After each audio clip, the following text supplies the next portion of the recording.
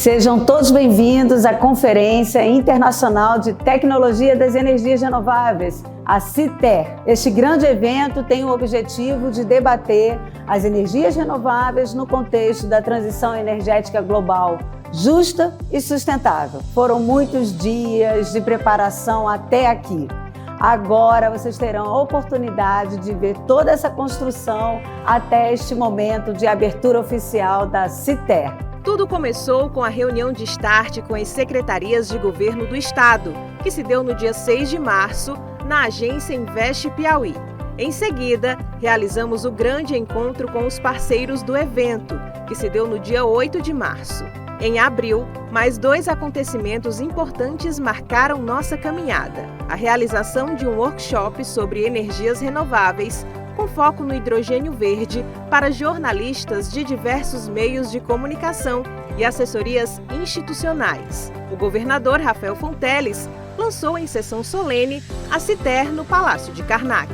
Eu estou muito feliz, eu estou cada vez me empolgando mais com essa nossa agenda que prioriza tanto a transformação digital quanto a transição energética. E esses eventos internacionais que vão acontecer aqui na nossa capital demonstram isso. A CITER é grande em várias dimensões, em vários aspectos. Vai dar oportunidade para que a população tenha acesso a esse grande debate, que é importante debate, que é energias renováveis, hidrogênio verde, mudanças climáticas e também os objetivos do desenvolvimento sustentável da ONU. Com o objetivo de popularizar a ciência e as tecnologias das energias renováveis, criamos a CITER Pop, uma parceria com a Secretaria de Estado da Educação do Piauí, além de diversos co-realizadores.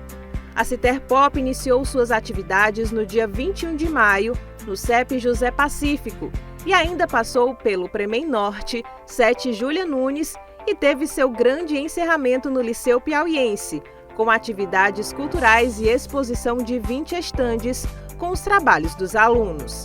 Foram cerca de 2.000 estudantes das escolas da SEDUC envolvidos em palestras e feiras de conhecimento, com trabalhos voltados para a sustentabilidade, ciência e tecnologia. O nosso país se destaca entre tantos outros pela sua abundância em fontes renováveis de energia, que chama mais a atenção de compradores e investidores nesse projeto, que fará com que ele seja um sucesso no nosso futuro. Eles estão demonstrando aqui diversos projetos na área de energias renováveis, projetos que buscam solucionar situações da própria escola, como uma horta ecológica vertical, sustentada à base de energias renováveis, com protótipos de hidrogênio verde, dentre outros projetos muito interessantes.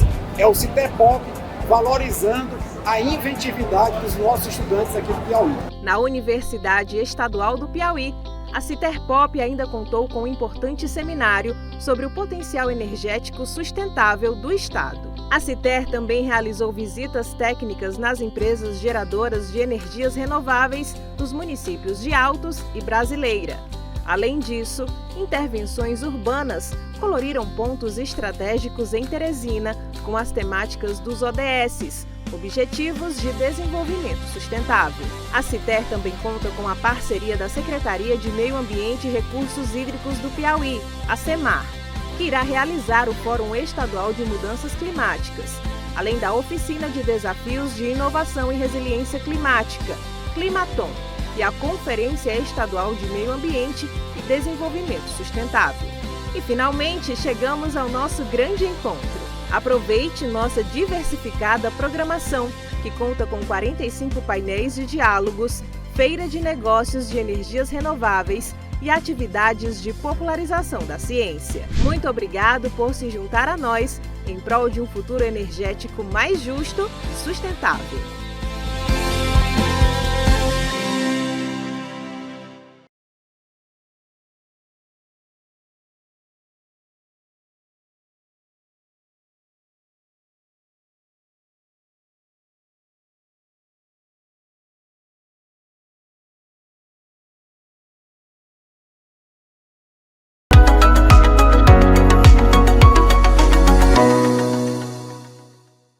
Distribuída da Associação Brasileira de Energia Solar Fotovoltaica, a Fernanda Delgado, diretora executiva, da Associação Brasileira de Hidrogênio Verde, o nosso secretário nacional de Transição Energética e Planejamento, né, representando aqui o ministro Alexandre Silveira Thiago Barral, nosso senador Marcelo Castro e, obviamente, o governador Rafael Fonteles.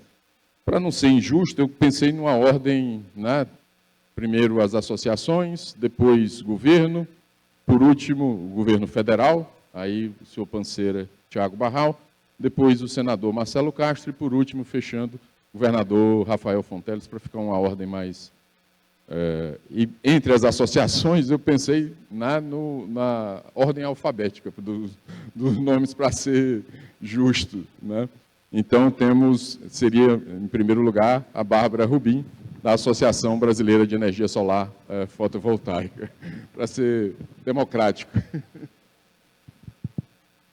Boa tarde a todos. Eu queria começar agradecendo o convite do governo para participar aqui desse evento. Para a AB Solar é uma honra estar aqui no primeiro CITER e ter, de fato, a oportunidade de conhecer um pouco mais da realidade do Piauí, que é um estado tão importante para a nossa fonte, né? O Piauí é o terceiro maior estado também da fonte solar fotovoltaica, sobretudo quando a gente olha para a geração centralizada, então para as usinas que são instaladas aqui, e um estado que tem crescido bastante quando a gente olha para a geração distribuída, que são os sistemas distribuídos em fachadas, comércios e casas, com a capital, Teresina, figurando como a quinta cidade brasileira que tem a maior capacidade instalada de sistemas de energia solar de pequeno porte, o que representa, de fato, não só a busca do cidadão daqui, né, por formas de gerar a própria energia e, obviamente, economizar na conta de luz, que é a finalidade primordial, mas também é um sinal da preocupação que existe entre a população e a sociedade por ter, de fato, uma tarifa mais módica, que acho que, quando a gente fala de uma transição energética justa, a gente precisa se lembrar não só do desenvolvimento, como foi trazido pela representante do MAB, né, de um desenvolvimento dentro das próprias usinas que siga isso, mas também de uma tarifa que seja fruto desse desenvolvimento que não exclua ou não puna nenhuma parcela da sociedade. Eu acho que esse, de fato, é um estado que consegue representar isso muito bem.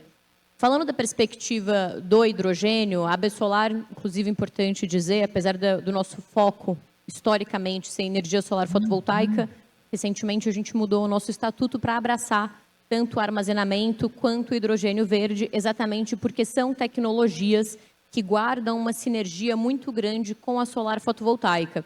E grande parte dessa sinergia se dá porque, historicamente e globalmente, um dos maiores desafios para a gente conseguir produzir um hidrogênio verde em escala e competitivo é o preço para a eletricidade que é usada na produção desse hidrogênio durante a eletrólise.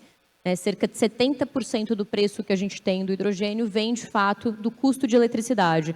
Então, países em que a gente consegue fornecer essa eletricidade verde a um megawatt-hora mais competitivo, como é o caso do Brasil, seja pela energia solar, seja pela energia eólica, e a Elga, sem dúvida alguma, pode falar muito mais sobre a eólica aqui do que eu nessa realidade, são países em que realmente a gente começa a olhar para essa fonte com outros olhos, que é o que aconteceu e tem acontecido aqui no Brasil.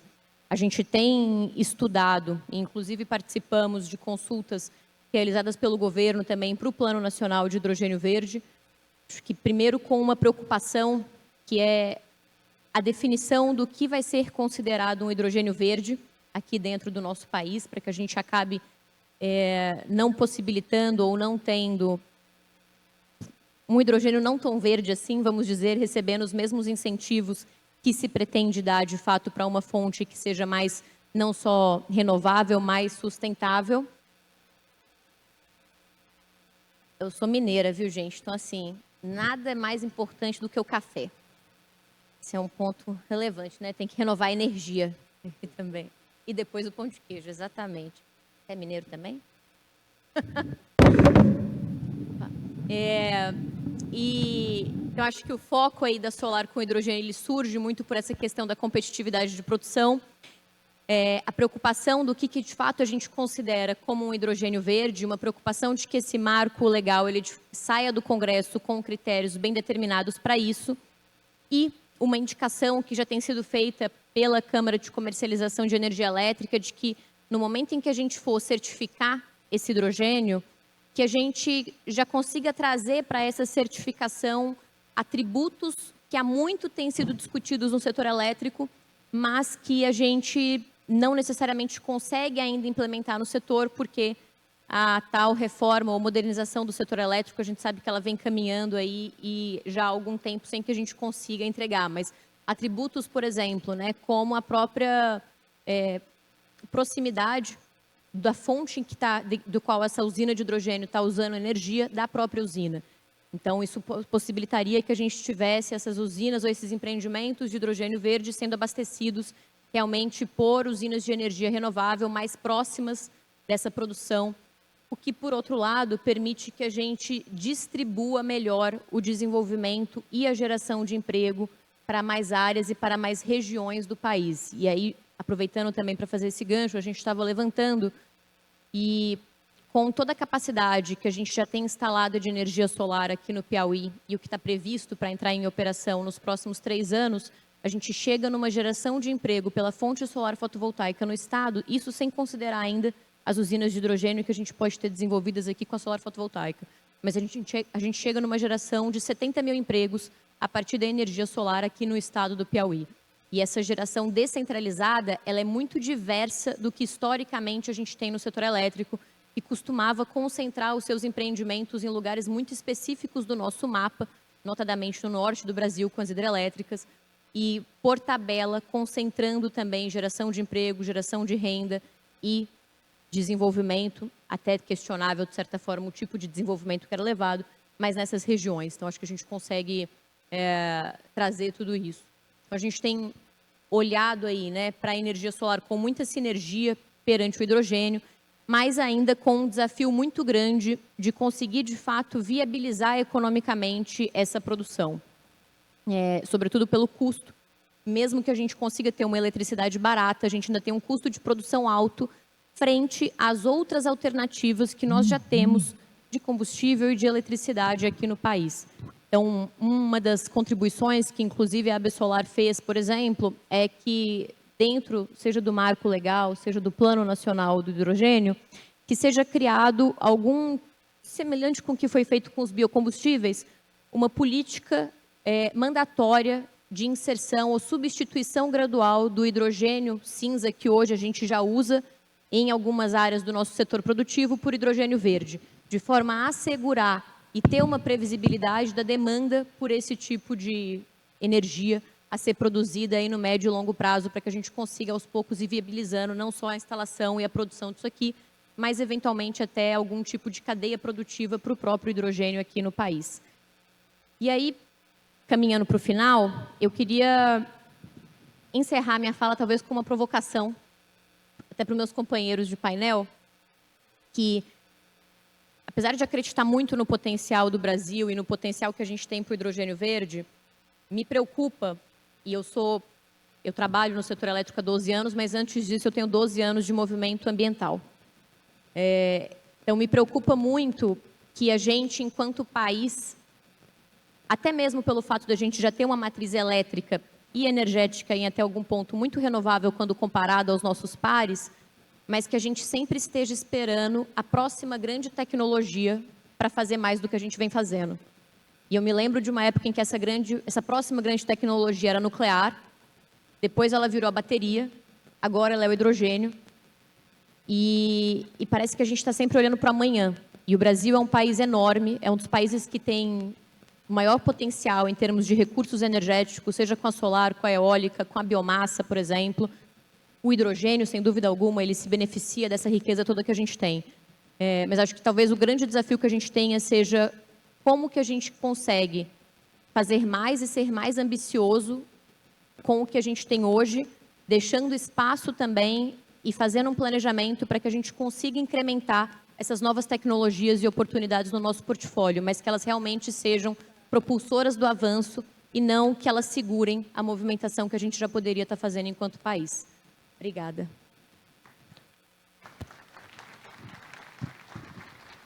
Obrigado, doutora Bárbara. Agora eu passo a palavra à presidente executiva da AB Eólica, Elbia Ganum. Muito obrigada, boa tarde a todos e a todas.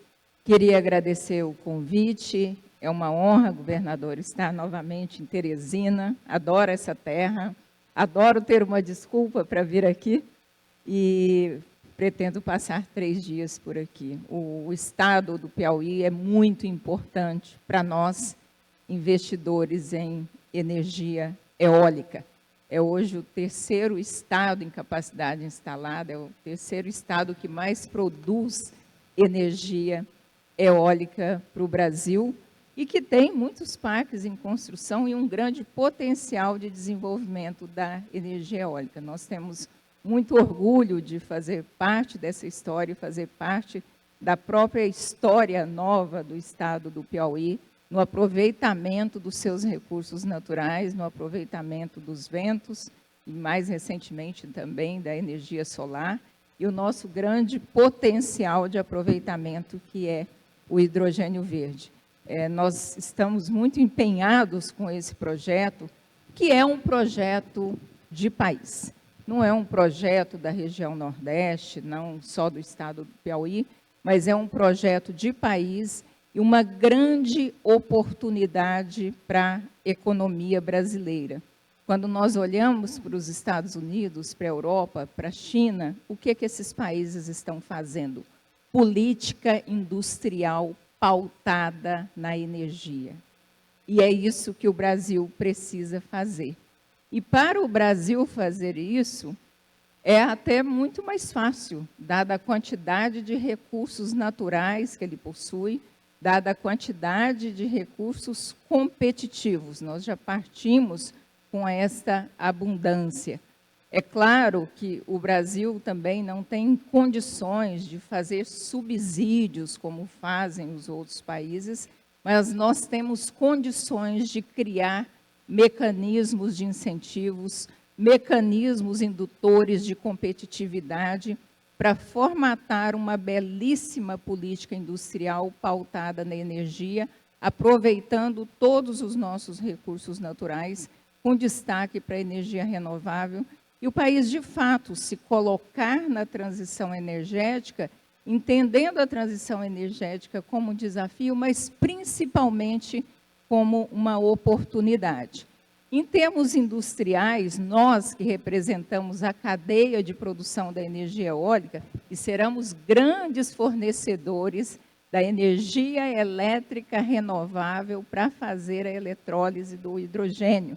Então, nós olhamos para a indústria do hidrogênio como um importante indutor de desenvolvimento da cadeia de produção de energia eólica, que é uma cadeia de produção 80% nacional, que gera emprego e renda para o país. Nós fizemos um estudo e os nossos números mostram, senador, que a cada R$1 que nós investimos em energia eólica, nós devolvemos R$2,9 em termos de PIB para a economia brasileira. E os nossos estudos apontam que na região Nordeste, com a chegada dos parques eólicos, o PIB cresceu 21%, e o Índice de Desenvolvimento Humano Municipal cresceu 20%. Eu estou falando de macroeconomia, de grandes números que os investimentos em energia eólica podem proporcionar. Imagina uma cadeia de produção do hidrogênio, demandando ainda mais energia eólica. No ano passado, 2023, o mundo bateu recorde de instalação de energia eólica. E o Brasil também bateu recorde. Nós instalamos 4,8 gigawatts. Isso é cerca de 35 bilhões de reais em investimentos. Então, é um número muito grande em termos de investimento e contribuição para o PIB. E quando nós estamos falando de postos de trabalho, são cerca de 55 mil postos de trabalho, de pessoas empregadas. Então, isso sim é política industrial, que traz um efeito multiplicador muito forte para a economia brasileira como um todo e traz um efeito regional muito grande quando nós identificamos esse grande potencial na região Nordeste, como aqui a gente percebe, e em outras regiões também do país. Nós sabemos que com uma cadeia de produção nacional, nós temos as fábricas de Torres, as fábricas de Paz, de aerogeradores, inclusive no estado de São Paulo, a cadeia de fornecimento. Cada turbina eólica tem cerca de 1.000 fornecedores. Então, é uma cadeia de produção que tem uma complexidade muito grande. E eu estava vendo aqui a ministra Luciana, a FINEP também está aqui, e em termos de ciência e tecnologia, o quanto a gente tem potencial para investir em ciência e tecnologia, desenvolver nossas próprias turbinas. Nós já temos empresas que estão desenvolvendo aqui as turbinas. Estava vendo aqui, quando nós chegamos, uma quantidade de alunos aqui, é tão gostoso ver a academia aqui, né? E perceber esse potencial e, ao mesmo tempo, a nossa responsabilidade. Agora, nós precisamos, sim, de ações concretas. Senador, eu tenho falado muito, tem falado Thiago Barral, o governador, 24 anos nessa indústria de energia, há 13 anos dirigindo a Associação de Eólica. Eu nunca vi, em nenhum momento da história, um alinhamento tão grande entre o Poder Executivo, o Poder Legislativo, a sociedade civil e o setor produtivo. Estamos todos juntos. É a primeira vez que vemos, estamos todos caminhando na mesma direção. E o Poder Executivo Estadual, governador, nunca vi tão alinhado também. Nós estamos vivendo um momento mesmo de grande oportunidade, que nós precisamos aproveitar. E eu tenho dito, estamos aproveitando sim, os projetos que estão no Congresso estão andando, estamos todos trabalhando, o projeto de lei de hidrogênio, projeto de lei de mercado de carbono, projeto de lei de eólicas offshore, que vai trazer mais investimento em energia eólica. Então, estamos todos caminhando nessa direção. É claro que o máximo que pudermos acelerar agora, a gente está aí caminhando nessa trajetória, que podemos atrair mais investimento, é trazer dinheiro novo para o Brasil, é trazer indústria para o país. É esta lógica industrial que nós precisamos colocar na nossa cabeça. Nós não estamos falando de desenvolver megawatt-hora. Isso a gente tem de sobra. Nós estamos falando de promover crescimento econômico e, principalmente, desenvolvimento econômico-social. Eu tenho muito orgulho de fazer parte dessa discussão, de fazer parte dessa história, e eu tenho certeza, somos nós que estamos aqui, somadas as pessoas que estão em Brasília, que estão trabalhando em prol do desenvolvimento da indústria energética brasileira, que nós vamos virar essa chave importante do desenvolvimento do Brasil. Muito obrigada.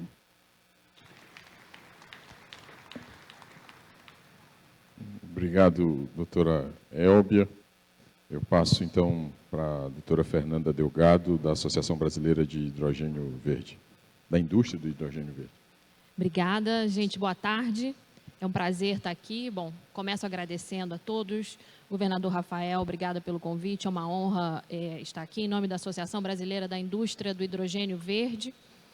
É difícil, né? Falar depois da Elbia, falar depois da Bárbara, falar depois do governador, depois do Tiago. Fica difícil para o meu lado aqui, né? Mas vamos lá. Vou começar contando uma história. Final dos anos 70, início dos anos 80, foram descobertos dois problemas muito sérios. Buraco na camada de ozônio e as mudanças climáticas. Já contei essa história, né? A Bárbara já ouviu. Ai, desculpa, gente, aguentem. Lutem. Agora, que bom. Por que a gente não escuta mais falar do buraco na camada de ozônio? Porque ele foi resolvido. E as mudanças climáticas ainda não. E como foi resolvido o buraco na camada de ozônio? Pela norma, pela lei, pelos instrumentos legais que foram impostos para banir os gases dos sprays que eram usados na época. Então, todos os países tiveram que proibir o uso do clorofluorcarboneto naquela época, e você não escuta mais falar dos gases que fizeram o buraco na camada de ozônio. Foi resolvido.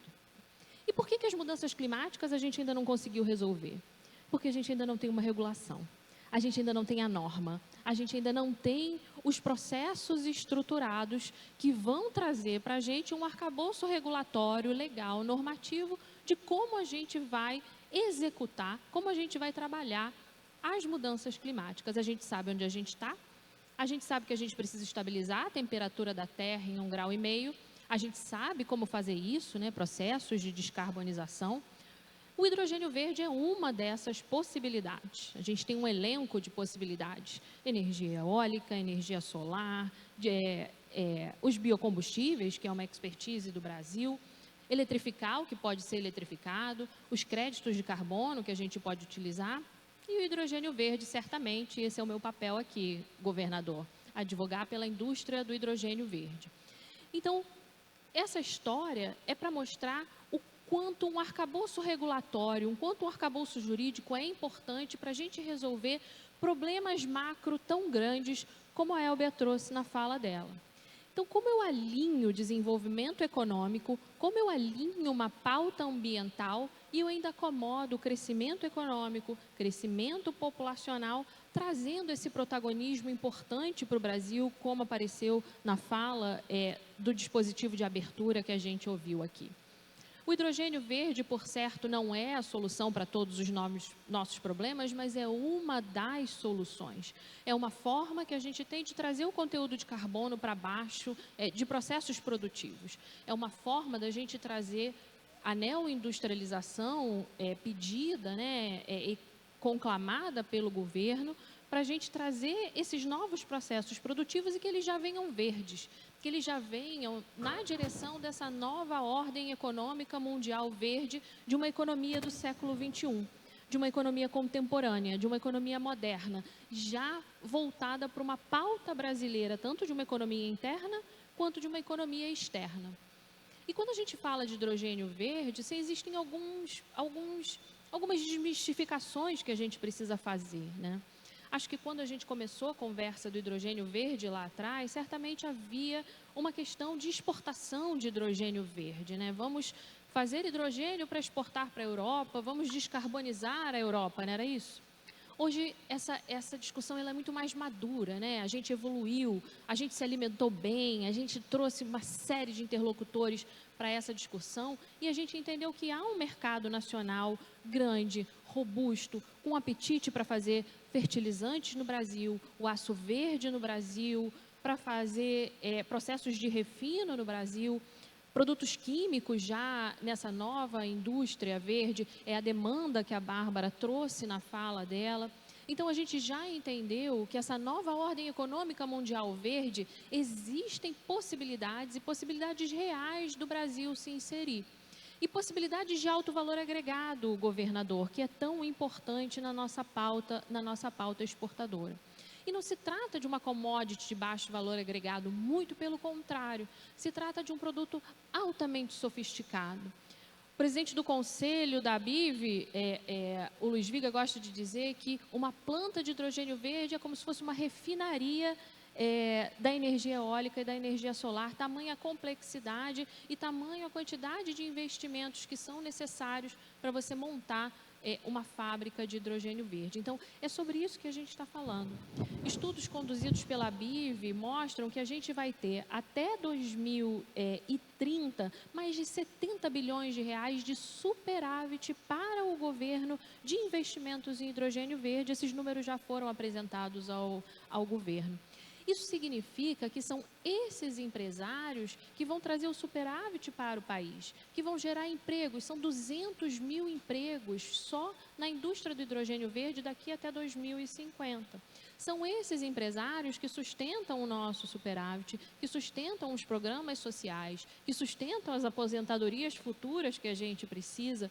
Então, são esses empresários desses investimentos que a gente precisa atrair, que vão trazer o desenvolvimento dessa pauta verde nacional. Então, a gente não está falando de descarbonizar a Europa, a gente está falando de trazer o Brasil para a nova economia do século XXI. A gente não está falando de uma pauta primária, pelo contrário, a gente está falando de uma indústria de vanguarda e sofisticada. A gente não está falando do Brasil num retrocesso na economia. Pelo contrário, a gente está falando de um crescimento econômico, de uma agregação de uma indústria certamente muito densa, de uma cadeia produtiva ainda a ser desenvolvida e que certamente vai ter gargalos e vai ter problemas como a cadeia produtiva de qualquer indústria, como houve no início da indústria eólica, da indústria solar, como existe até hoje na indústria de óleo e gás, mas isso não é um problema. Não é um problema principal. Hoje sai no Jota um artigo da ABIV em que o título é alguma coisa assim, mais Deus tem para dar do que o diabo para carregar. Então, o que eu quis dizer com isso? Que mais existem oportunidades do que desafios na indústria do hidrogênio verde. Acredito que existe uma pauta muito mais positiva do que negativa e a partir da aprovação desse marco legal, que deve acontecer aí na primeira etapa agora, o PL 2308 nas próximas semanas, e logo depois ele volta para a plenária, conto com a sua participação no dia 2 de julho, o governador, se o senhor puder, lá em Brasília, para a gente fazer um evento. Se a gente conseguir esses incentivos, se a gente conseguir essa organização da certificação e da organização da classificação do hidrogênio de baixo carbono, como a Bárbara colocou, é uma grande vitória para o Brasil. Não adianta a gente dizer que é protagonista sem a gente ter um marco regulatório de um protagonista. Acho que seria essa a minha fala inicial. Obrigada pela oportunidade mais uma vez.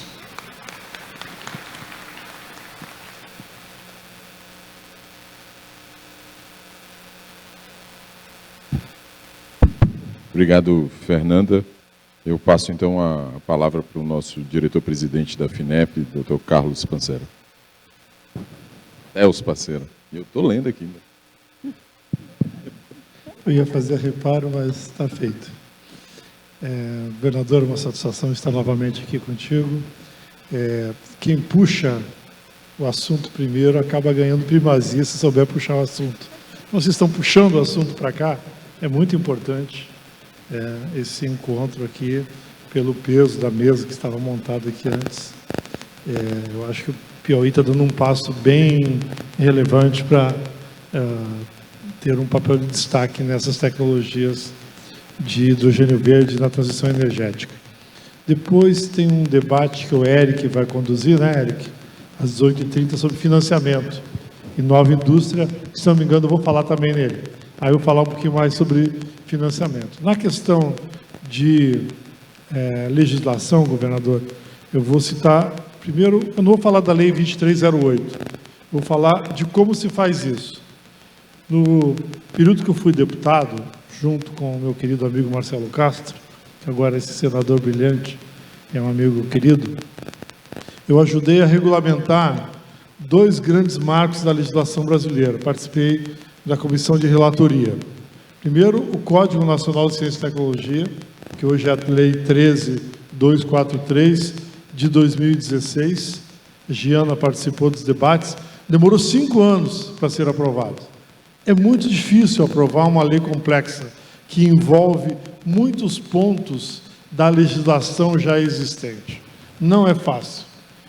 O senador Otto Alencar é um excelente quadro, é um político, já trabalhei com ele, muito experimentado. Agora, tem que haver uma convergência de energias para aprovar uma lei desse tipo. Eu também participei da comissão que aprovou a LGPD, que é a Lei Geral de Processamento de Dados, Proteção de Dados. Foi outra legislação duríssima para aprovar. Nós aprovamos a Código Nacional de Ciência e Tecnologia no primeiro semestre de 2015 na Câmara. Depois eu estava com o ministro em dezembro de 2015, quando aprovamos no Senado. E eu lembro que o senador Cristóvão Buarque havia apresentado 30 e tantas emendas ao projeto aprovado na Câmara. E nós procuramos o presidente do Senado, então, o senador Renan Calheiros, e tivemos uma reunião com o Cristóvão Buarque específica, pedindo para que ele retirasse as emendas, porque senão nós não aprovaríamos a lei depois de 5 anos de debate. E ele, de fato, retirou as emendas, aprovou no Senado em dezembro de 2015, a Dilma sancionou em janeiro de 2016, só foi regulamentado em maio de 2018, e os vetos que a presidente Dilma colocou, até hoje não foram derrubados. A gente não derrubou e não conseguimos substituir. Então, não é fácil construir uma legislação complexa. LGPD foi a mesma coisa, muito difícil. Então, se não houver aí um esforço do setor empresarial, né, com as agências, que você vai falar daqui a pouquinho, a agência, a ANEEL não está aqui, né, não está na mesa, com as agências, com o governo e o parlamento, para encontrar as convergências possíveis, não aprova. É muito difícil aprovar uma legislação complexa como essa, né, como é o 2308. Então, isso aí, governador, assim, tem que ter uma mobilização muito forte. O governo tem a pauta dele, e o centro da pauta do governo hoje é a reforma tributária, né? Então, pode ver que o governo também tem a pauta dele, por mais que esteja nessa batalha para descarbonização, mas ele também tem a pauta do qual ele precisa resolver os seus dramas. Então, se não houver uma energia muito forte para a gente reunir lá os principais atores que envolvem esse ecossistema e chegar numa legislação possível, não vai para frente. E aprovado no Senado, tem que ir para a Câmara. E aí é mais uma batalha que não é fácil de fazer. Agora, tem que chamar os parlamentares dos estados envolvidos no processo, aqueles que estão mais estruturados, o setor empresarial, aqueles parlamentares que atuam mais no setor, e montar um relator e uma equipe que vai discutir ponto a ponto, como nós fizemos os dois, tanto o Código Nacional de Ciência e Tecnologia, a Jana lembra, como o LGPD. Tu vai discutindo item por item, chegando no relatório possível, para só depois jogar para o plenário. O Marcelo Castro foi relator da reforma eleitoral, da legislação eleitoral também de 2016, 17, né? Que é 15, né? Que é boa parte da base eleitoral hoje. Fim das coligações, criação do fundo público. Essas legislações complexas, se não houver um esforço muito grande de todo mundo, não chega a um termo. Então, isso dizendo aqui como alguém que hoje faz parte do governo, mas que já foi parlamentar e já atuou lá e sabe de como é isso. E também já estive no outro balcão, que é o setor que tinha interesse na atuação, na mudança da lei, o setor de ciência, tecnologia e inovação. E uma outra coisa que é importante, aí falar governador e para o Marcelo Castro, é a questão do financiamento. O financiamento, o 2308 trata da questão do Fundo Social do Pré-Sal, certo? Existe lá o Fundo Social do Pré-Sal, eu publiquei um artigo em 2020 com o Paulão, que é um consultor aposentado da Câmara. O Fundo Social do Pré-Sal, governador, ele entre a previsão de arrecadação dele entre 2021 e 2030 era de 620 bilhões de reais. É um dinheiro enorme. 37% disso vai para a saúde, para a educação. 12,5% disso vai para a saúde. 50% fica fazendo o resultado primário do governo. Se pegar uma franja disso para botar num programa de financiamento à transição energética, você tem recursos enormes. Tem um projeto meu que está lá na CCJ da Câmara, que pede 25% desse valor, ou seja, um quarto, né, para a ciência e tecnologia. Está lá, parado, a gente não consegue avançar com ele.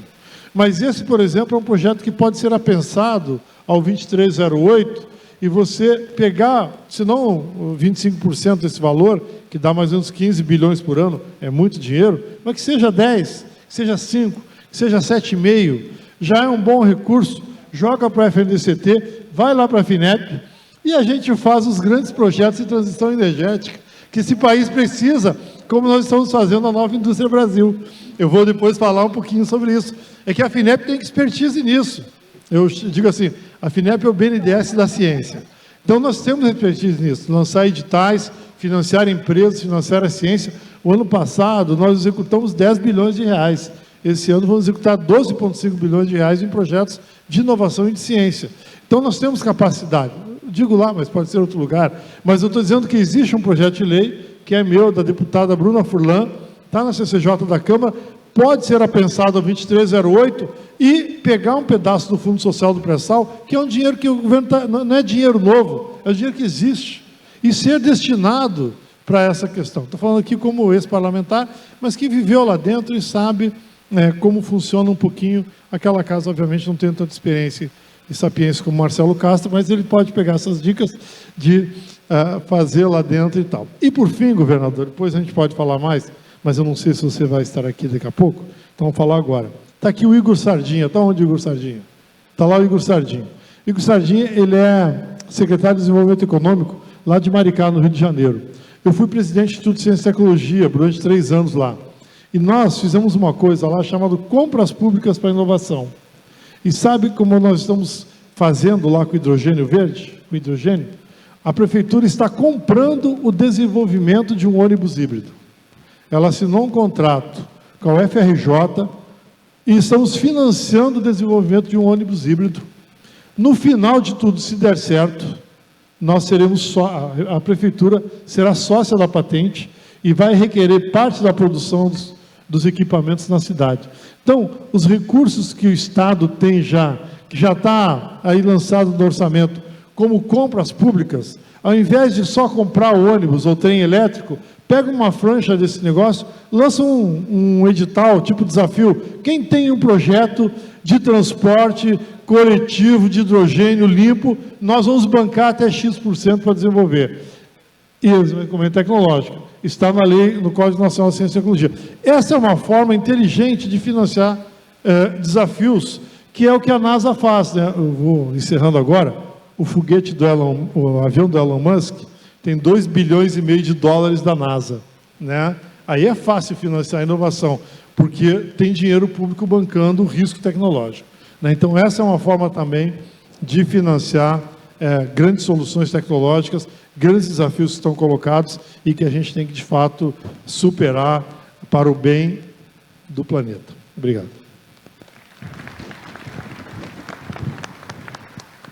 Obrigado, doutor Celso. Eu passo, então, ao nosso secretário nacional de Transição Energética, Tiago Barral. Muito obrigado, mais uma vez, governador, pela hospitalidade aqui em Teresina, por nos receber nesse evento. Eu gostaria de retomar um pouco da minha fala na abertura, porque eu mencionei que a nossa estratégia do Programa Nacional do Hidrogênio foi baseada para esse ciclo 23, 24, 25, em 3 prioridades fundamentais. E essas 3 prioridades passam pelo estabelecimento de um marco legal para o hidrogênio, ampliação e diversificação das fontes de financiamento para os projetos de hidrogênio e ampliação, e isso por liderança do próprio MCTI, a multiplicação em 6 vezes os investimentos em inovação para hidrogênio de baixo carbono. Então, a partir dessas 3 prioridades, nós focamos a nossa atuação. No dia seguinte à apresentação, aprovação e apresentação dessa estratégia, nós reunimos todos os ministérios do Programa Nacional do Hidrogênio, Ministério da Fazenda, Casa Civil, Ministério do Meio Ambiente, Ciência e Tecnologia, MDIC, enfim, o Itamaraty. Reunimos todos esses atores, a BH2 e uma série de outros atores da academia, para apresentar uma proposta de texto para apoiar, para dar a nossa contribuição ao marco legal do hidrogênio. Então, nós discutimos quais os elementos que deveriam constar no texto de um projeto de lei, de um marco legal do hidrogênio. O sistema de certificação do hidrogênio, e discutimos intensamente também como fazer isso alinhado às melhores práticas internacionais, e assim construímos uma proposta de texto, levamos ao Conselhão, Elbia participa do Conselhão, participou desse debate, deu a contribuição, e a partir disso nós levamos, o texto do PL estava em discussão na Câmara dos Deputados, levamos essa contribuição, que não foi do Ministério de Minas e Energia, foi de um coletivo de atores, levamos essa contribuição, explicamos toda a racional, e isso foi absorvido, foi acolhido, né, com, obviamente, aperfeiçoamentos, e assim foi. Só que na tramitação na Câmara dos Deputados, havia ali ainda uma discussão, uma expectativa de que se pudesse trazer alguns elementos de incentivo para o hidrogênio. Nós, inclusive, tivemos essa discussão, o governador participou de todo esse debate.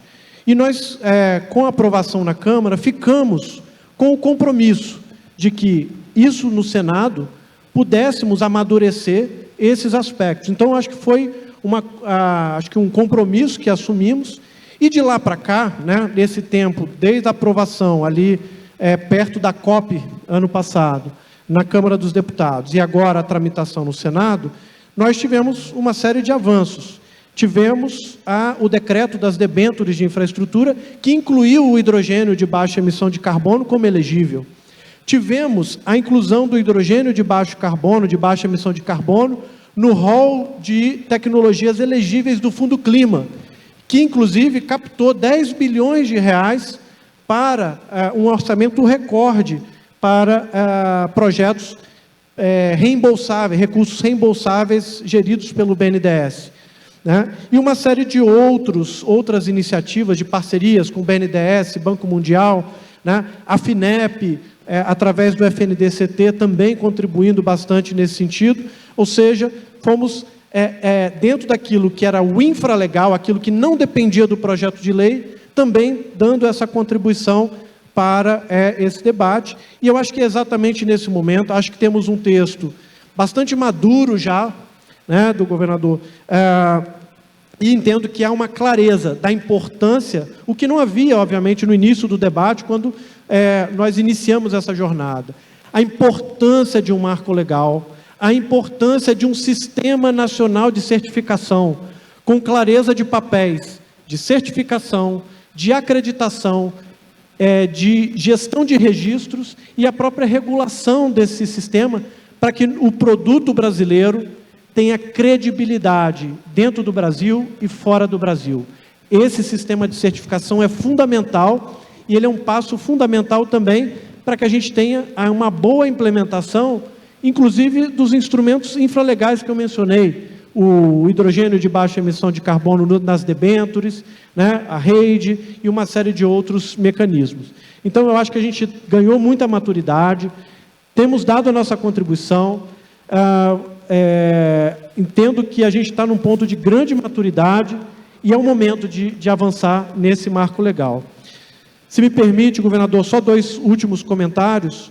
Primeiro, uma das ações do Programa Nacional do Hidrogênio é a estruturação do que a gente está chamando de ProHubs Brasil, uma iniciativa para fomentar a coordenação privado-privado para a promoção de hubs de hidrogênio e de combustíveis sustentáveis de uma forma mais abrangente. Esse é um modelo que nós estamos construindo ainda, que ele é diferente, talvez, dos modelos de outros países, em que você já tem grandes polos industriais que estão buscando fontes de energia limpa para se descarbonizar. Aqui no Brasil, a gente está criando as condições dos polos de energia limpa para que isso seja uma força gravitacional para a atração de indústria, né, que é uma lógica um pouco diferente. Então, é esse que a gente tem trabalhado no Ministério para estruturar. E, por fim, uma discussão que também é muito importante, que reduz o risco dos investimentos, que é a infraestrutura de redes elétricas de transmissão. Nós estamos, conforme já alinhado até com o governo do Piauí e outros governos estaduais, iniciando um processo de definição de premissas para um planejamento nacional e regional que dê resposta, né, que dê previsibilidade da infraestrutura de transmissão para os projetos que têm sido apresentados a nós, né? Vários deles, inclusive, no Piauí. Então, fasear esse planejamento, alinhar as expectativas, ter critérios transparentes e fazer os leilões a partir de uma abordagem racional, pé no chão, mais orientada à redução do risco dos projetos. Então, são várias frentes, governador, mas nós estamos centrados naquilo que é a prioridade da estratégia que nós lançamos ano passado: financiamento, marco regulatório e o trabalho que a FINEP e o MCTI têm capitaneado da pesquisa, desenvolvimento e inovação. Tudo isso traz, eu acho que, elementos que vão ser essenciais para não só a gente ter um marco legal, mas ter a capacidade de implementar esse marco com a velocidade que as oportunidades exigem. Muito obrigado. Obrigado, Tiago. Agora o senador Marcelo Castro. Bom, quero cumprimentar aqui todos os presentes, cumprimentar o nosso governador Rafael Fonteles e cumprimentar os demais membros da mesa, em nome do meu colega e amigo, fomos deputados federais juntos, fomos ministro da presidenta Dilma juntos também, que é o meu colega Celso Pancera. Dizer a vocês que aqui nós estamos tratando do futuro, mas do futuro próximo, e não só do Piauí e do Brasil, mas de toda a humanidade. Por quê?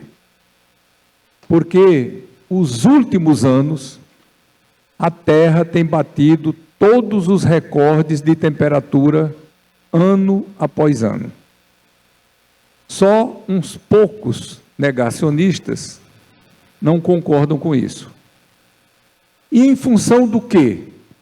Em função dos gases de efeito estufa que emite na natureza, e isso está provocando esse aquecimento global. Isso é um consenso entre todos os cientistas. Então, precisamos de uma solução, porque o desenvolvimento que a humanidade abraçou, até agora, nos levou a este ponto. E aí, rapidamente, nós temos que mudar a direção, porque senão nós estamos aqui num plano inclinado, marchando para a destruição do planeta, ou para a dificuldade cada vez maior da sobrevivência aqui na Terra. Então, nós estamos vendo aí os fenômenos climáticos extremos. E isto sempre existiu na história da humanidade. Fenômenos climáticos extremos não é coisa nova. No Rio Grande do Sul agora, que causou esse problema todo, aconteceu coisa semelhante em 1941, um pouco menos. Passaram-se 80 anos para acontecer outro fenômeno semelhante. Qual é o consenso hoje? É que os fenômenos climáticos extremos que sempre existiram, agora estão existindo com mais frequência e com maior intensidade, e que isso vai se verificar cada vez mais. Então, a nossa matriz energética da humanidade nos levou a isso. Então, nós precisamos rapidamente mudar essa matriz energética. O Brasil está bem na fita.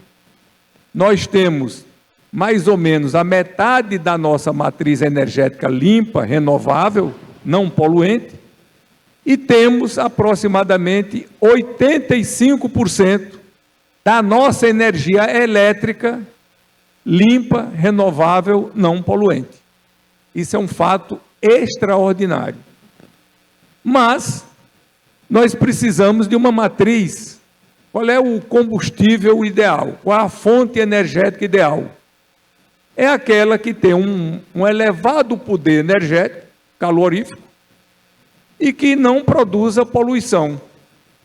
E aí nós temos um elemento abundante na natureza chamado hidrogênio. Então, está resolvido. Poderia dizer, Washington, que nosso problema está resolvido. Por quê? Se o combustível ideal é o hidrogênio, porque ele tem um alto poder energético e não polui, porque quando você faz a combustão do hidrogênio, você produz água e energia, esse é o combustível ideal. E se ele é o elemento mais abundante na natureza, pronto, então está resolvido o problema. Não está. Por quê? Porque o hidrogênio não é encontrado livremente na natureza. Ele vem sempre combinado com outros elementos. Então, para a gente ter o hidrogênio como combustível, a gente precisa sacá-lo, precisa tirá-lo da combinação que ele tem com os outros elementos. Qual é o mais comum? É a água, H2O. Todo mundo que estudou química elementar sabe que o hidrogênio tem uma valência positiva e o oxigênio tem negativo, os dois se combinam. E quando há essa combustão, essa combinação do hidrogênio com o oxigênio, forma a molécula de água e libera grande quantidade de energia. Então, é o combustível ideal. Porque se você bota um hidrogênio no carro, você vai misturar o hidrogênio com o oxigênio. Quando você formar água, ao invés de sair gás carbônico pela descarga do carro, vai sair água. E como essa ligação é muito forte, muito estável, libera grande quantidade de energia. Então, é o combustível ideal. Tem um problema. E para você ter esse hidrogênio livre, eu não disse que ele libera grande quantidade de energia quando ele se combina com oxigênio? Ora, se ele está combinado na água com oxigênio, para você ter o hidrogênio livre, você precisa gastar muita energia. E aí, qualquer forma de energia, você pode fazer a eletrólise e separar o hidrogênio do oxigênio. Só que para você gastar uma energia poluente para produzir um combustível não poluente, você está enxugando o gelo, está trocando 6 por meia dúzia, você não está fazendo nada. Então, nós precisamos do hidrogênio produzido através de fontes limpas, renováveis, que o Brasil, o Nordeste, em especial o Piauí e o Ceará, estão na frente, que é o hidrogênio verde, que nós temos condições de produzir, porque temos muitas fontes de energia limpa, a energia não poluente, principalmente da energia solar e da energia eólica, que disse aqui a nossa colega, falou muito bem sobre a energia eólica. Então, o Brasil precisa partir na frente, o Piauí, o Ceará estão partindo na frente, todos os estados do Nordeste têm as mesmas condições que nós temos, sendo que o Piauí e o Ceará têm duas condições, estão uma condição especial, porque nós temos EPE, Zona de Processamento e Exportação, que isso nos dá um plus, pensando também não só no consumo interno, em várias atividades nós podemos aplicar o hidrogênio verde, mas também até para exportação, gerando emprego, renda, divisas e melhoria de vida para o nosso povo. Então, nosso governador Rafael Fonteles, dinâmico, inteligente, competente, preparado, ousado, talvez a ousadia seja a sua maior qualidade, está apostando no hidrogênio verde, e nós estamos apostando nisso também como uma grande marca do desenvolvimento, trazendo prosperidade para o nosso povo. Agora, está tramitando no Congresso Nacional, já foi aprovado na Câmara, foi para o Senado, o presidente montou uma comissão, formou uma comissão composta de 10 senadores, eu não faço parte, é presidente da comissão o nosso Cid Gomes aqui do Ceará, é o relator Otto Alencar da Bahia, eu convidei a ambos para estarem aqui hoje, e eles não puderam vir porque tinham outros compromissos já previamente assumidos, o Cid, inclusive, tinha uma viagem para o exterior e não poderia vir, disse que gostaria demais, mas não pôde vir, mandou pedir desculpas. Então, governador e todos os presentes, nós esperamos, me disse o presidente Rodrigo Pacheco, está empenhado nisso daí, nós esperamos até agora, no mês de junho, a gente aprovar o novo marco regulatório do hidrogênio verde, que é chamado de hidrogênio de emissão de baixo carbono.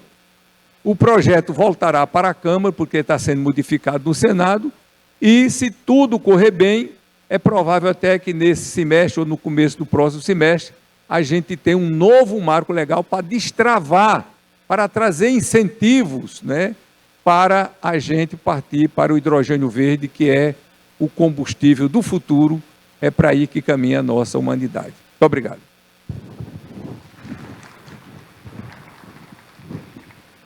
Pode passar para o governador. Bom, boa tarde novamente. Prazer dividir o painel aqui com tantas personalidades comprometidas com essa agenda da transição energética global. Em especial as representantes das associações. Vocês estão vendo aí a força das mulheres. Está aqui a Elbia, que inclusive faz parte do Conselho de Desenvolvimento Econômico, chamado Conselhão. Já tem muita interlocução com o governo federal. Está aqui a Bárbara, representando a Absolar. Está aqui a Fernanda, representando a Associação Brasileira da Indústria do Hidrogênio Verde, que esteve conosco, inclusive, na missão do Consórcio Nordeste em Roterdã. Então, as três explanaram muito bem, de forma técnica, mas ao mesmo tempo de forma fácil de entender, a importância do que nós estamos falando aqui. E mais, tivemos aqui a presença nesse debate, estamos tendo do Celso Pancera, que além de ex-deputado, ex-ministro, hoje preside a FINEP, que como ele mesmo colocou, e muita gente fala, é o BNDES da inovação. Então, se eu tenho o BNDES como grande instrumento de financiamento do desenvolvimento do país, se for em uma área de inovação, a FINEP tem um papel muito relevante. Também teve a oportunidade. O Barral, ele é, talvez, dentro do Ministério de Minas e Energia, a pessoa que está mais ambientada com essa discussão. O ministro Alexandre Silveira sempre escalou o Barral nessas discussões internas do governo e externas. Então, está por dentro. Eu já tive reunião com o Barral assim, umas 10 vezes, só nesse ano, eu acho. E o Marcelo Castro é nosso baluarte aqui na bancada federal. E lá no começo do ano passado, não sei se lembra, Marcelo, eu lhe liguei, participe das discussões do hidrogênio, que nós vamos entrar nesse oceano aí de discussões. Mas assim, eu vou tentar ser mais pragmático nessa minha fala. Primeiro, nós estamos, como disse o Marcelo, no ponto, a bola está na marca do pênalti, para aprovar o marco legal do hidrogênio. Tinha iniciativa no Senado, tinha iniciativa na Câmara, tinha iniciativa no Ministério da Fazenda, no Ministério de Minas e Energia. Houve, como a Elbia falou muito bem, Elbia, um consenso inédito, talvez, fez um texto que foi votado na Câmara no final do ano passado.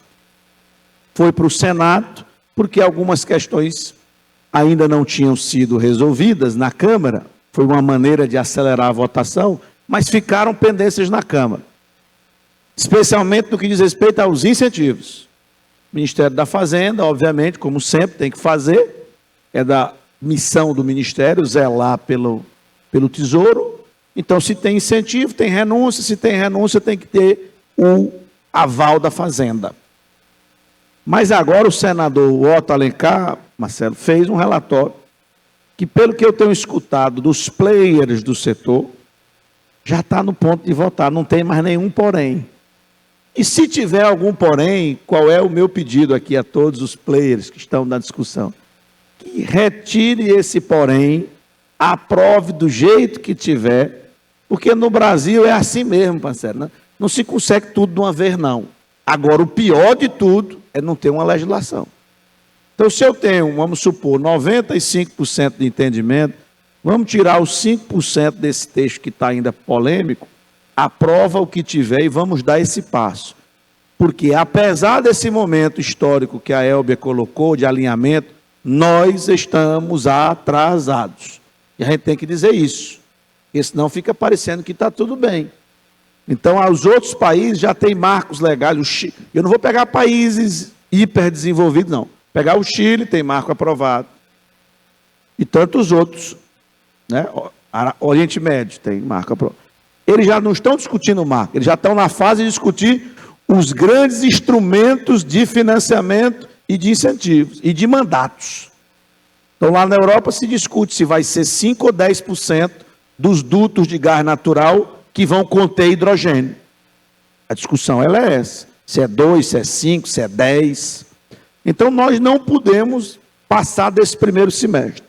Que apesar, meu querido Barral e meu querido Pancera, desse mercado do hidrogênio ser algo que vai se consolidar só daqui a 5, 10 ou 15 anos, as decisões de investimento estão sendo agora. Então, é esse o ponto que eu quero chamar a atenção. A minha prece, enquanto governador, de botar minha equipe para viajar o mundo, para ser proativo, foi porque a gente percebeu que a decisão de investimento está sendo tomada agora. Então, se a gente não apontar que o Brasil é o melhor lugar, que o Nordeste é o melhor lugar, vocês viram que o Marcelo foi bem político, falou bem do Ceará, do Nordeste, que ele quer os votos para aprovar, mas a verdade é que o Piauí é o melhor lugar disparado. Mas, eu estou dizendo, ele tem que fazer a média que vai ser bom para todo mundo mesmo, e vai ser bom para todo mundo mesmo. Mas vai ser melhor ainda para o Piauí. Para poder a gente dizer, olha, nós temos as melhores condições naturais, nós temos as instituições do meu estado e do meu país envolvidas, nós temos EPE, nós temos água doce, que alguns vizinhos não têm, nós temos uma legislação que já está no ponto de ser aprovada, mas se não for aprovada, aí lascou. Aí gera nós vamos entrar no período de eleição municipal. Por isso que eu acho que não é bom deixar para o segundo semestre. Então, a única parte que eu não gostei, Marcelo, foi... Então, nós vamos estar lá, Fernanda, no dia 2 de julho, vamos mobilizar os governadores, já vai estar aprovado no Senado, volta para a Câmara, e se Deus quiser, a gente aprova nesse semestre. É realmente algo muito impressionante, muito importante. O segundo ponto, o Brasil já tem que pensar nessa segunda etapa, porque eu fiquei feliz do Barral dizer aqui, que apesar do marco não ter andado, várias medidas infralegais foram tomadas. No âmbito do BNDES, no âmbito da FINEP, no âmbito do próprio Ministério, os leilões de transmissão estavam travados e postergados, começamos a ter fechamento de fábrica da indústria eólica, porque os leilões demoraram. Então, olha o que a Elbia disse, 80% da cadeia da eólica já é nacional. Vocês não tem esse negócio de dizer que nós estamos só vendendo barato o vento do Brasil, não. Pelo contrário, já tinha indústria da cadeia da eólica. Mas se não tivesse os leilões, não tem mais geração. Então, voltaram os leilões, mérito do presidente Lula, do ministro Alexandre Silveira. A nossa MP da prorrogação dos 36 meses foi um parto para sair, mas saiu. Então, nós estamos lutando e estamos tendo algumas vitórias. Mas, tudo bem que Deus é brasileiro, mas a gente não pode abusar da sorte. Tá? A gente não pode abusar da sorte. Então, nós temos as melhores condições naturais, somos referência já em sistema elétrico integrado, que é a grande vantagem do Brasil. Não é só a matriz ser limpa, ela é limpa e é integrada. E a matéria-prima do hidrogênio é a eletricidade limpa, com alta capacidade, com grande capacidade instalada. É o caso do Brasil. E, portanto, a gente tem tudo para aproveitar, só falta realmente esse passo. Jamais conseguiremos chegar no volume de incentivos que os Estados Unidos estão dando, que a China está dando, que a Europa está dando. Porém, nossas condições naturais são tão melhores que se a gente fizer só o dever de casa, mesmo que nós não temos um Inflation Rate Act ou um Global Gateway da Europa, nós vamos ser competitivos e ainda vamos trazer para o Brasil dinheiro de fora do Global Gateway e de qualquer outro acordo de cooperação que possa haver. Então, pessoal, faca e queijo na mão. Eu sei que quando se fala de transição energética, se fala de várias alternativas, mas a que está se consolidando no mundo é o hidrogênio. E eu vou explicar por quê. Por um motivo geopolítico. O hidrogênio, qualquer país pode produzir. Uns mais caros, outros mais baratos. É diferente de gás natural, que nem todo mundo tem. É diferente de petróleo, que nem todo mundo tem. É diferente do etanol brasileiro, que deve ser valorizado, mas nem todo mundo tem. Então, como é que nesse mundo dividido, de uma geopolítica nova, todo mundo preocupado com o outro lado do mundo, você vai mudar para uma matriz que, de novo, eu vou ter só alguns privilegiados?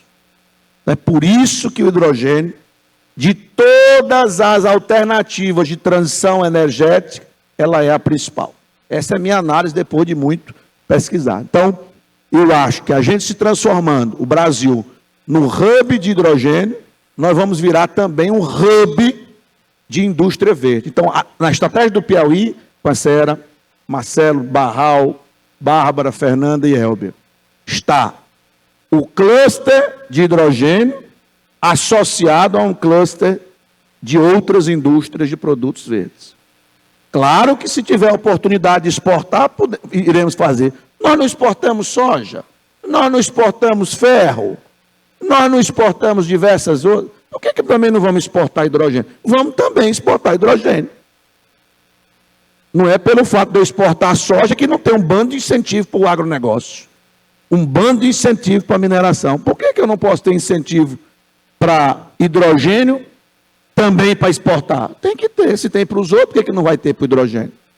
Coisa mais simples do mundo. Se eu tenho um mandato de botar na gasolina brasileira, eu tenho um mandato para botar 27% de etanol.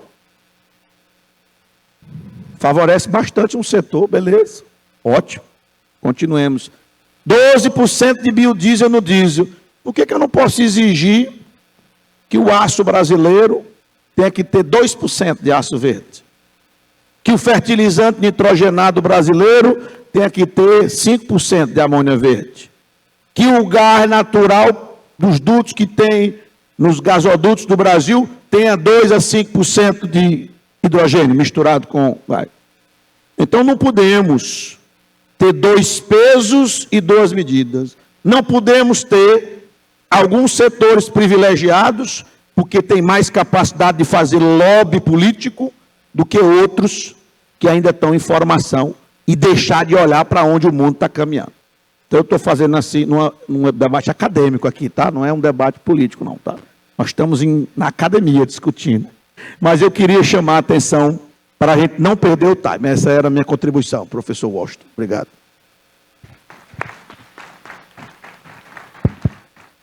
Pelo protocolo, quando o governador fala, termina, né? Mas como a gente está numa mesa, eu tenho o direito de fazer mais uma pergunta para circular. Acho que as falas todas convergem, como é natural, para a importância do marco legal. Mas eu queria chamar a atenção de algo que o Dr. Celso Pancera mencionou, que é, né, citando a sua experiência em relação à ciência e tecnologia LGPD, a questão da convergência, né, de energias e aí energias políticas em torno do tema para que você possa ter o marco legal aprovado.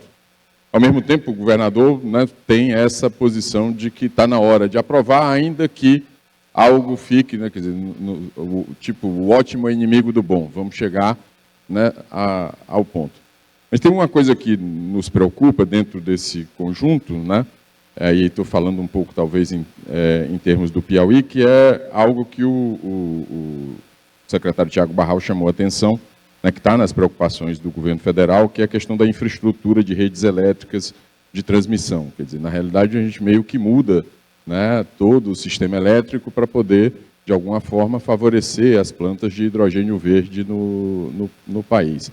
Eu queria, assim, juntar essas duas coisas, essas duas questões, pensando nas associações, principalmente. Quer dizer, se vocês veem essa energia, né, digamos, política, no momento correto, para aprovação agora, em julho, e também colocar a visão de vocês sobre esse desafio. Uma vez aprovado, você ainda tem um desafio de implementação, que é o desafio de mudança do padrão energético. Aí eu quer dizer, coloco isso para cada um de vocês. Acho que a gente tem mais 20 minutos, então cada um 2, 3 minutos, eu acho que a gente fecha. Eu queria fazer essa provocação. Acho que na mesma ordem que...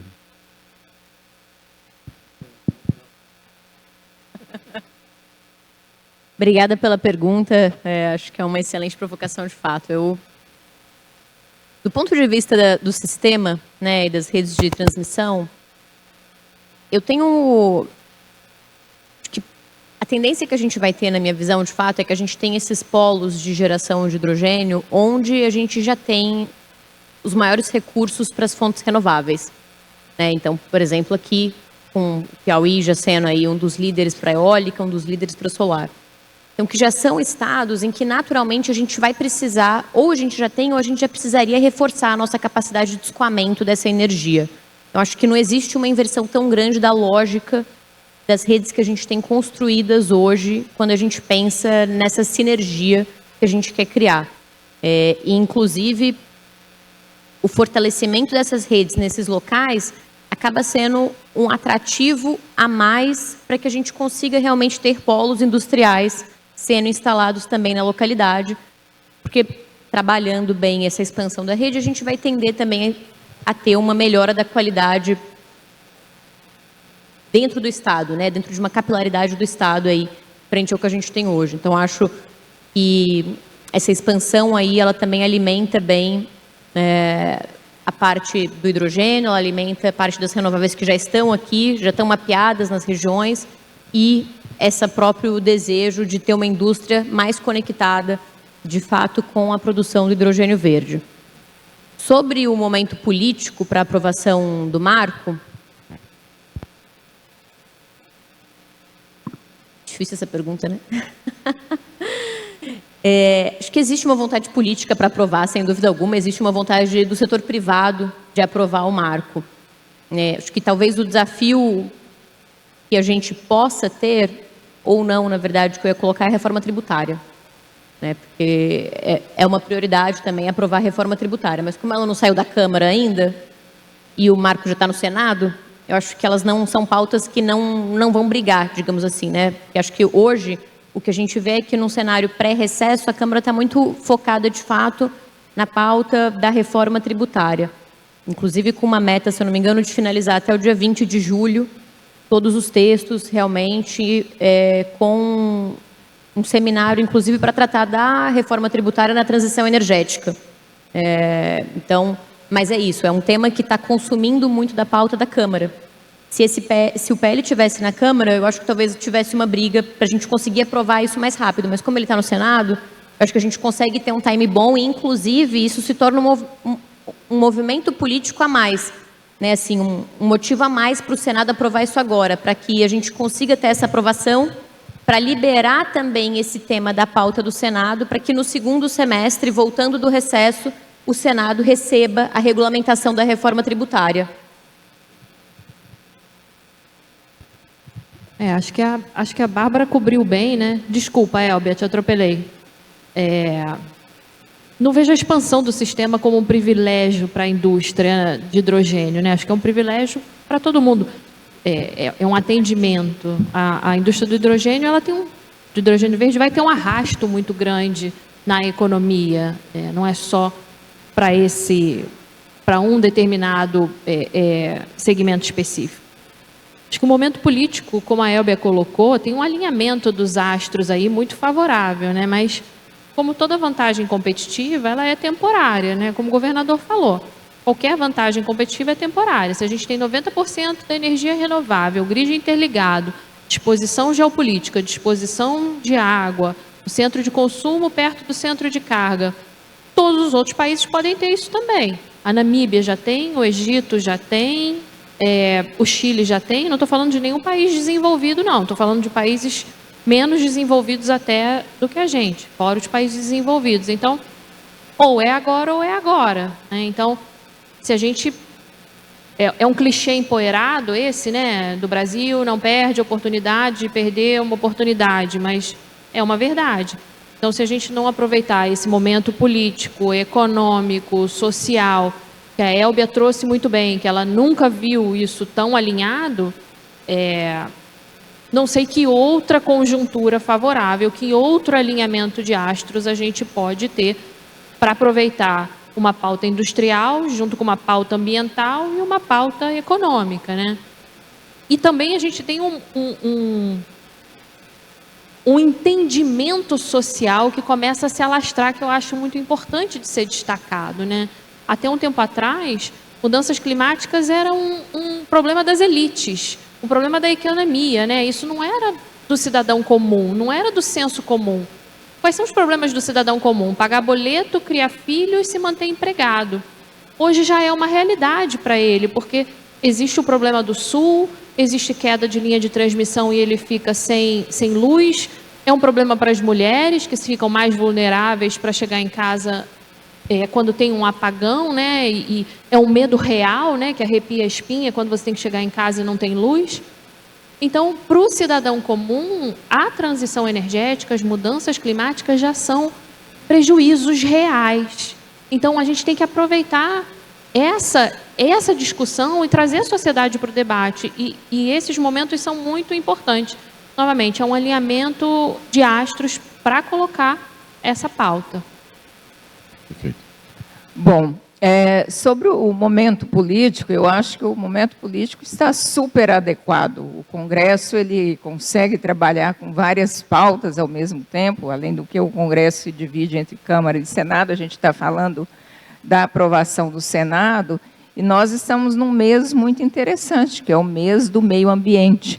Então, seria muito interessante, senador, até a gente trabalhar com essa pauta lá no Senado, eu já ouvi isso do senador Rodrigo, de fazer um pacote de aprovação nos próximos dias, viu, governador?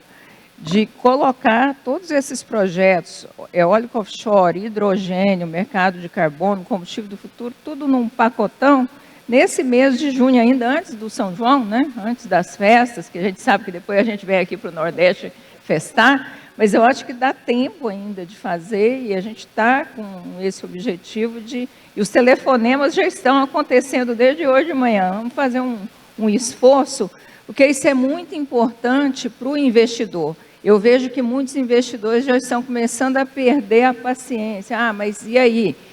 E dinheiro não tem pátria, né? Ele vai para onde o sinal de investimento está acontecendo. Então, nós não podemos perder, e acho que, inclusive, essa semana a gente deveria fazer uma força-tarefa. Estou lá com a associação, com os meus investidores, fazer uma força-tarefa para tentar aprovar, pelo menos, alguns projetos ainda esse mês antes do São João, né? Com relação à transmissão, eu sempre olho como oportunidade, porque se nós vamos fazer uma expansão ainda maior, um aproveitamento maior dos nossos recursos renováveis, cita-se com destaque eólica e solar, isso vai exigir, sim, mais linhas de transmissão, a despeito da gente conseguir fazer polos, mas o Brasil, num passado muito distante, decidiu que teria um sistema interligado nacional. Hoje, a nossa produção e o consumo de energia é 99% interligado. Então, quando nós vamos expandir essa matriz, vamos ter mais demanda por energia, mais investimento em geração, nós vamos ter mais investimento em transmissão, mais geração de emprego, mais dinheiro. Então, eu olho sempre para a oportunidade, porque planejar sistema, isso o governo sabe fazer bem, a EPE, que, aliás, o Tiago presidiu até um dia desses com muita competência, é capaz de organizar todo esse planejamento. Então, eu vejo como oportunidade. Doutor Pancera.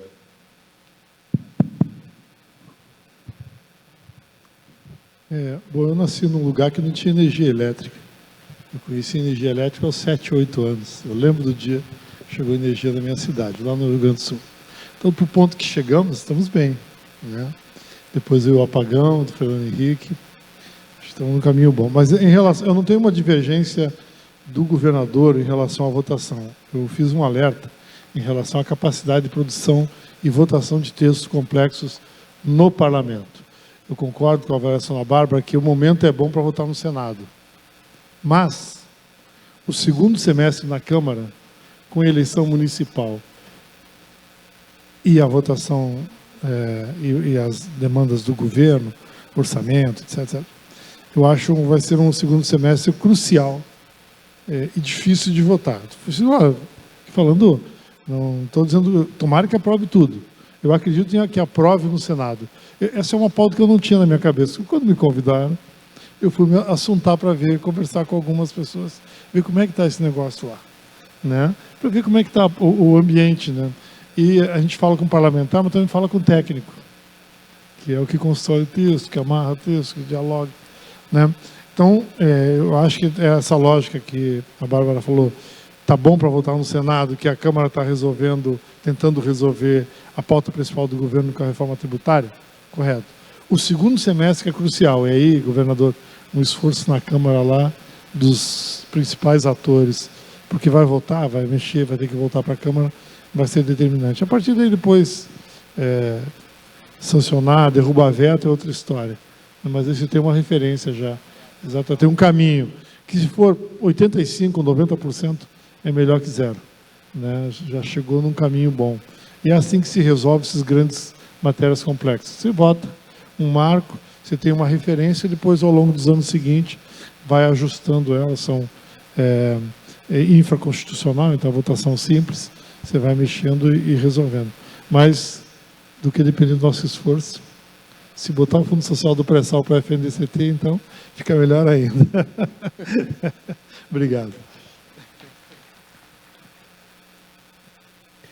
Bom, acho que eu posso comentar duas questões que me parecem fundamentais. Primeiro, acho que é um pleno consenso, talvez não seja unanimidade, mas há um pleno consenso.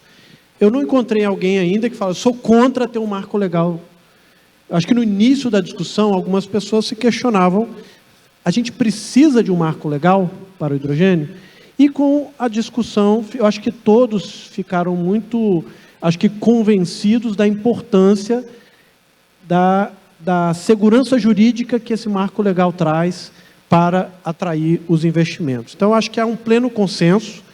Os aspectos conceituais nós alinhamos ano passado ainda, e eu acho que de lá para cá são aspectos de detalhe que a gente vem amadurecendo, como o governador colocou, a calibrar alguns incentivos, o que dá para fazer infralegal, o que precisa de lei, como é que a gente amarra tudo isso. E eu acho que a gente está nesse ponto, concordo, a gente tem que chutar para o gol. Claro, tem os aspectos políticos, mas eu acho que do ponto de vista do consenso em torno do tema e do texto, eu acho que a gente está muito maduro para seguir adiante. E claro que vai ficar ali uns 5% talvez, mas acho que a gente tem um bom PL para votar. Um bom PL, construído a muitas mãos, um bom PL. Com relação à questão da infraestrutura da transmissão, que a gente está numa etapa inicial de alinhar as premissas para esse planejamento, eu acho que esse processo de discussão de o que vai nortear os futuros leilões de transmissão é uma contribuição também para a maturidade do ambiente para os investimentos. Por quê? Ao tomar uma decisão de planejamento da infraestrutura de transmissão, eu preciso conversar e enxergar onde está a oferta da energia, onde está a demanda da energia, e avaliar onde que essa demanda está mais firme, onde ela está mais certa, onde que é a oferta, porque a transmissão é isso, é um jogo de encontro entre oferta e demanda. E como é que é o menor custo para eu ligar essas duas coisas com confiabilidade. Então, ao trazer a decisão de investimento na expansão da transmissão, a gente automaticamente joga a luz a, efetivamente, quais são os projetos que estão mais firmes, quais são os projetos que estão mais dedicados, mais comprometidos, e eu acho que esse é um processo que contribui, o planejamento da transmissão contribui bastante, eu acho que para separar e clarear onde estão os projetos mais firmes. Então, a gente está contando com esse processo, estamos com uma metodologia de oficinas para fazer isso, tal como nós fizemos alguns anos atrás com a questão da expansão da transmissão para as renováveis. Elbia se envolveu bastante nesse esforço na ocasião, e a gente quer reproduzir esse esforço para dar essa sinalização também. Eu acho que são várias, mas que se somam e que têm sinergias, governador. Muito obrigado. Senador Marcelo. Não? Bom, então eu vou concluir aqui. O tempo já está bem adiantado, né, Washington? Mas só focando nessa parte da transmissão. Ao mesmo tempo que eu fiz uma crítica de que nós estamos atrasados no marco legal, ao mesmo tempo é preciso reconhecer que o Brasil talvez seja o país mais avançado do mundo em termos de grid integrado, ou seja, o sistema é todo interligado, muito bem planejado. O Barral aqui, hoje é secretário de Transição Energética do Ministério, mas foi presidente da EPE, que é a empresa de pesquisa energética que faz os estudos e depois gera os leilões, gera a decisão de investir. E o que vai acontecer com os hubs de hidrogênio sendo instalados no Nordeste? Aqui em Parnaíba, no Piauí, no PECEM, no Ceará e eventualmente outros. Vai mudar a lógica desses leilões. Ministro Pancera, senador Marcelo, o governo está investindo, na verdade, o setor está investindo 60 bilhões de reais em linhas de transmissão para escoar o excedente de energia produzida no Nordeste para o consumo no Sudeste. No momento em que os hubs se consolidam, e por isso que tem que ser uma decisão firme dos investidores, com contratos firmes, de que eles vão instalar-se, o que vai acontecer? Nós vamos ter que ter linhas de transmissão no sentido inverso. O excedente do Nordeste alimentando as subestações do Nordeste. O que é justo e melhor. Porque onde tem o consumo de energia é onde tem indústria. Se não tem consumo de energia, não tem indústria. Então veja o Piauí, produz 5 vezes a energia que consome. Se você pegar os 224 municípios, todos os domicílios e todas as indústrias, consome X. O Piauí produz 5X. Para onde está indo essa energia? Lá para São Paulo, lá para o Rio de Janeiro, lá para Minas Gerais. No momento em que eu passo a ter 10 gigas, 20 gigas de consumo de energia elétrica, nós vamos mudar a lógica dos leilões. Por isso que eu já fiz dezenas de reuniões, eu com a minha equipe, lá na EPE, no Ministério, pedindo que se estude logo, em função dos pedidos que já foram protocolados lá no Ministério, pelas 2 empresas que já decidiram investir no Piauí. E devem ter também pedidos lá do PECEM, são os que eu tenho conhecimento. Ora, isso aí tem que começar a ser estudado o mais rapidamente possível, porque do momento que a EPE estuda, demora 1 ano. 1 ano para o Ministério planejar o leilão. E só acontece o leilão no ano seguinte. E depois é mais 3 anos para construir. Estou mentindo? 3 a 5. Então, se estudar esse ano, entrar na programação de leilão do ano que vem, nós vamos ter, por exemplo, a subestação de Parnaíba robustecida 3, 4, 5 vezes o tamanho dela, daqui a 5 anos, ou 6. Então é urgente. Tudo em setor de energia é do jeito que nós estamos fazendo. Falando hoje do que vai acontecer daqui a 5, 10 ou 15 anos. Então eu já falei do marco, estou falando agora de transmissão, é outro ponto fundamental da discussão. Mas isso obviamente é infralegal, eu não preciso de legislação, é só mesmo decisão mesmo do Ministério, dos órgãos de controle, do setor produtivo, e isso eu não tenho assim o que reclamar, porque isso tem acontecido, repito. O presidente Lula voltou a fazer os leilões, já fez 3. Tem mais um previsto para esse ano. E já está antecipando os estudos da EPE com essa nova lógica dos hubs de hidrogênio.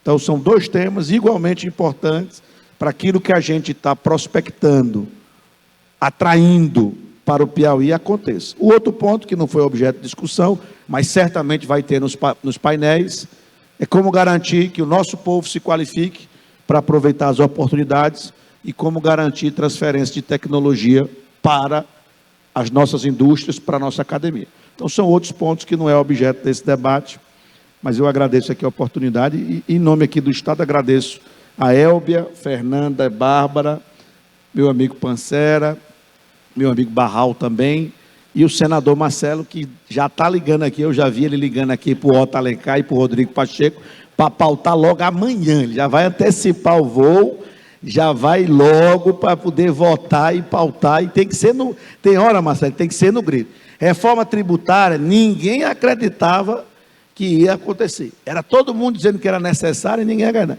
Quando o Arthur Lira chegou e pautou e botou, eu sei que votaram, ninguém nem sabia direito o texto, mas foi aprovado. E já foi no Senado, já virou emenda promulgada, e agora já está se discutindo a lei complementar com 300 páginas. E estão dizendo que vão votar agora. A do hidrogênio, eu acho que não dá 10 páginas. Então, 13 páginas. Então, o Arnaldo Jardim lá na Câmara é um baluarte, eu tenho que dizer, ele foi convidado para cá, pediu desculpas que não pôde estar. Lá no Senado, o senador Cid, o senador Otto, o senador Marcelo tem sido incansável. Então está na hora, Marcelão, de sair lá e ligar para o Pacheco, bora Pacheco, bota para votar. E se as associações tiverem qualquer ponto pendente, tire a pendência, pelo amor de Deus, e vamos votar o que der. Tá bom? Muito obrigado. Só para encerrar, eu queria agradecer, os agradecimentos que o governador já fez, mas só para informar que a gente ainda tem 3 meses, ainda agora à noite, 18h30, no Auditório 1, Hidrogênio Verde, como alternativa sustentável para a transição energética. O mediador é o Luiz Felipe Barbosa, do Estadão. Políticas públicas e governança na transição energética, o mediador é o Guilherme Dantas, da Essence Soluções. E o terceiro painel, no Auditório 3, Neoindustrialização e Financiamento para a Transição Energética, o doutor Celso já chamou a atenção, o Eric, que é nosso superintendente de representação do governo em Brasília, é que vai mediar. Obrigado.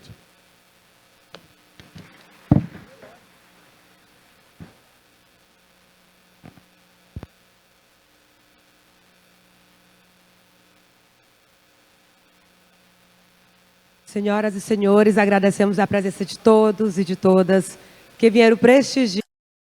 Todo ano, milhões de brasileiros têm seus celulares roubados por bandidos. Você vai descobrir como uma capital do Nordeste encontrou a saída para rastrear e devolver aparelhos. No Piauí, uma cidade tem chamado a atenção por causa do número de doutores. Quase 4 milhões de estudantes de todo o Brasil estarão com a prova do Enem nas mãos. Mais de 5 mil candidatos do Piauí viraram a madrugada em um aulão de 10 horas.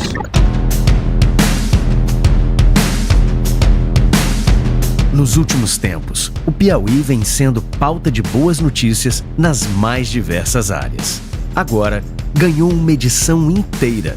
Exame, a mais respeitada publicação de negócios do Brasil, viajou à nossa terra para levantar o que está acontecendo no estado. No litoral, comprovou as transformações em curso com a entrega da primeira etapa do Porto Piauí e as obras das novas instalações do complexo portuário. A cidade que tem uma cidade portuária, ela vai melhorar principalmente logo na parte de emprego, né? Que é o que a gente mais necessita para ter uma vida melhor, né? Conheceu a produção orgânica dos tabuleiros litorâneos, as operações da ZPE Piauí e seu polo de tecnologia. Com esse boom de startups, a gente tem muito mais condições de trocar ideia, né? De ter mais conhecimento e mais experiência. Viu um estado que é um dos maiores produtores de energias limpas e renováveis do Brasil e que está na liderança da transição energética global com a implantação do maior projeto de hidrogênio verde do mundo.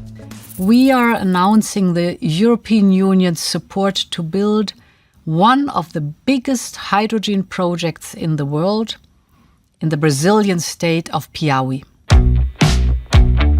Essa referência em economia ficou sabendo da extração de ferro em Piripiri, uma das nossas muitas riquezas minerais estratégicas, e compreendeu o imenso potencial do agronegócio piauiense com suas mais diversas cadeias, alta produtividade, sustentabilidade e que dá um novo salto com as indústrias de transformação já em implantação. Esse trabalho aqui hoje em dia é minha renda, né? Ajudo minha família dentro de casa, é muito importante e aqui é muito bacana de trabalhar, né? Na pauta da inovação, a edição identificou um audacioso programa de governança digital e modernização da administração pública. A tecnologia facilita processos e o empreendedorismo. Atua fortemente na segurança, oferece serviços na palma da mão dos piauienses, leva consultas e exames aos mais remotos lugares e amplia a participação social na gestão. Fui bem atendida, gostei da doutora. Aí eu já vou sair daqui com a requisição e outros exames para me receber sexta-feira. Quem lida com desenvolvimento sabe que a base do crescimento e da competitividade é a educação. constatou a diferença que faz a escola de tempo integral, o ensino técnico profissionalizante, a formação em novas tecnologias e os grandes avanços da escola pública piauiense. A minha família não tem condições de pagar um ensino privado e com o ensino público eu posso ter uma qualidade tão boa como se fosse privado e assim ter mais chances para obter êxito tanto no ITA como no IME. Analisando o ambiente de negócios, o apoio institucional, a política de promoção do Estado, a presença internacional, os arrojados projetos de infraestrutura e logística que vão incentivar a industrialização, a publicação descobriu por que o Piauí cresce acima da média do Brasil e do Nordeste, está sempre entre os estados que mais geram empregos no país e tem uma carteira de novos investimentos que vão criar mais oportunidades e transformar a economia do estado. Revista de Negócios não viaja a passeio, mas se encantou com o charme de Barra Grande, que atrai turistas, nômades digitais e investidores do mundo todo. E aproveitou para fazer uma imersão na história e biodiversidade do magnífico Parque Nacional Serra da Capivara, que está ganhando mais um equipamento hoteleiro para receber bem todos os que nos visitam. Trouxe muito emprego, empregos diretos e indiretos para a população de São Raimundo. A gente sabe a importância que a gente teve nesse crescimento. Este é o Piauí que estamos construindo com muito trabalho. Um estado cheio de boas notícias para todos, seja agora e para o futuro. Governo do Piauí. Aqui tem trabalho, aqui tem futuro.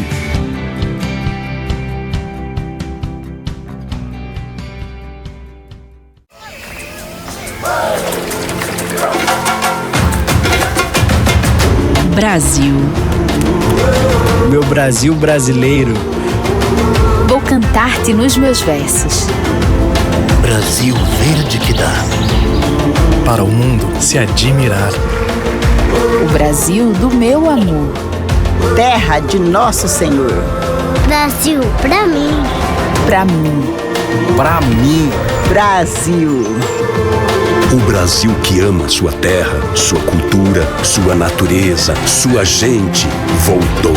Voltou para cuidar e fazer mais, muito mais para cada brasileiro e brasileira, unindo cuidado e crescimento, pessoas e desenvolvimento, respeito aqui dentro e lá fora. O Brasil voltou para fazer mais por nossa gente.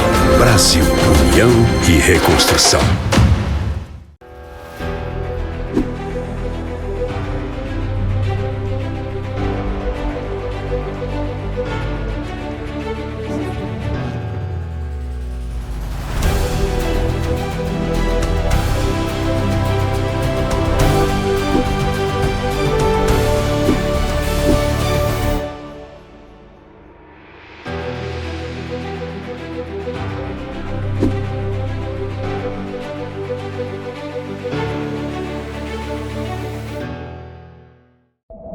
Existe uma pergunta que atravessa a humanidade desde sempre. O que é o futuro?